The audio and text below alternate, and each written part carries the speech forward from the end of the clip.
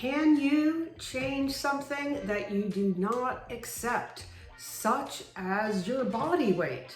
Maybe you think accepting it on some level is giving up and it's going to prevent you from reaching your goals. But actually, the irony is you really can't punish yourself into getting the body you desired, because if you have ever tried this, you know that ultimately this plan is doomed for failure. I mean, are you going to take care of something that you don't love? Or worse, if you view eating or exercise as a way to punish yourself, then how likely are you going to be able to continue this behavior for the long haul? It is time today to change some of that automatic inner dialogue that goes on that is not helping you. Hi, I am Bonnie London, and after discovering the solutions to my own weight and health struggles, it is my personal mission to provide you with simple, easy to implement strategies to maintain your preferred weight, your best health, and live the best quality of life. So here are my top 5 strategies to help turn that inner critic into the inner cheerleader you deserve. Number 1, start a gratitude journal for your body. Instead of trying to say, I am not going to think about these negative thoughts about my body, what I'd like you to think about is something that you're not going to argue with. Maybe your body enables you to travel the world, to go from one place to another, or maybe you've even been able to give birth to children. You need to give yourself permission to feel good in the moment about your body and the things that it enables you to experience. What have you got to lose? Number 2, consider the people that you spend the most time with. Think about the seemingly innocent conversations that you have with friends about the latest diet or even their changing bodies. What messages are being repeated that strengthen the idea that maybe accepting your current body is really like kind of antisocial and not accepted? Also consider the effects of just looking at the social media posts like on Facebook or Instagram, where it is just so normal to talk about the latest successful weight loss diet or workout while sharing pictures at the same time of an incredible gourmet feast. I think that it is actually part of our social norm for many of us to reject our bodies. Do you know 91% of women, it is estimated, are unhappy with their bodies and are resorting to some sort of diet to try to get back into some sort of accepted size. So it is time to change the dialogue in your friend group.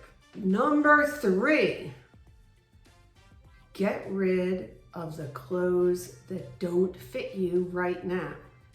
Do you keep clothes that don't fit you? Well, if you do, let me tell you, you are not alone. According to a study of about 4,000 women, they had an average of 12 items in their closet that don't fit them. This is fairly disturbing.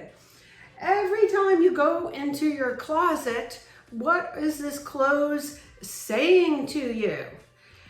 And what was even more troubling in this particular study is that many of the participants even admitted to buying new clothes that don't fit them. Why would we punish ourselves in this way? It may seem at first, maybe buying clothes that don't fit is going to somehow motivate us into getting into this new size. Come on, this backfires big time, as these clothes are a constant reminder that you are not okay how you are. Okay, so in lieu of like trashing your clothes and donating them, I totally understand wanting to get back into those favorite jeans. I would suggest at least if you have some favorite ones, just putting them in a separate closet or somewhere out of sight so it's just not a constant reminder. Number 4, own where you are now. So having some way to measure yourself so you know when you're progressing towards your goal is definitely helpful. Personally, I am completely against the scale because it can really be deceiving about up and down. I mean, if I eat sushi one night, I might gain 4 pounds by the next day. And this is why over the past 13 years in my practice, the only thing I do with my patients is measure them on a body composition scale, because this really tells you what's going on underneath the surface, which is a lot more meaningful relative to muscle and fat. Because not everyone may be able to achieve a particular number on the scale, but everyone can improve their body composition, and this is a much more motivating and meaningful goal. Finally, there is a technique called emotional freedom technique, which is commonly referred to as EFT tapping. And I think it is a fantastic self-help guide that relies on the acupressure points on your bodies as you are saying a certain script. And it can really help decrease your anxiety around some of these negative thoughts. And there are lots of free resources on YouTube. In fact, there's someone, her name is Jessica Ortner, actually wrote a whole book about tapping for weight loss that might be really helpful. So this would be something else that you could take control over to do.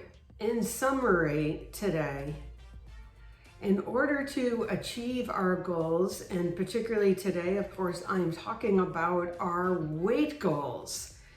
The irony is that until you first begin to accept what is, and that you really want to take care of yourself with the proper diet as something that you're doing good for yourself rather than punishment, it really is going to be able to stick with any plan over the long run. And I just want everyone to feel better about themselves and really begin to change this language, because we are so much more than whatever that scale says or whatever the size of your pants says.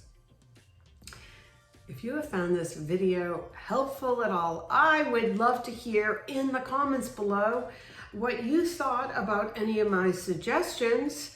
And also, please subscribe to my station, give me a thumbs up and share. Also, if you would like to know what a personal plan might look like for you, I would love to talk to you. And there is a link in the description below to book a no-cost call. See you in the next video.